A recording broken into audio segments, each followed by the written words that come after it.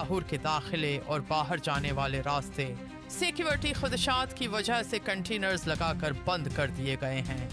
اس سے شہر میں گاڑیوں کی لمبی قطاریں لگ گئی ہیں اور لوگوں کو پریشانی کا سامنا ہے۔ موٹر وے اور راولپنڈی اسلام آباد جانے والے راستے بھی عارضی طور پر بند کر دیے گئے ہیں۔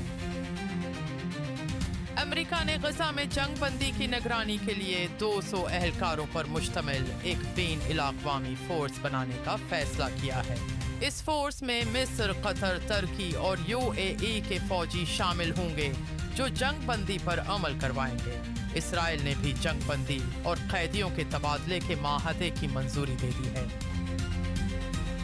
JUIF کے سینیٹر کامران مرتضی نے کہا کہ بانی PTI جو چاہتے تھے وہ علی امین گنڈاپور نہیں کر رہے تھے۔ ان کے مطابق گنڈاپور کا استعفی منظور ہونا چاہیے تھا، لیکن معاملے میں ابہام ہے۔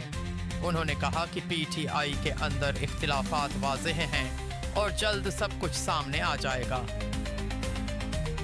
DGI ASPR lieutenant general Ahmad شریف چوہدری نے کہا کہ خیبر پختونخوا میں دہشت گردی واپس لانے کا ذمہ دار ایک شخص ہے۔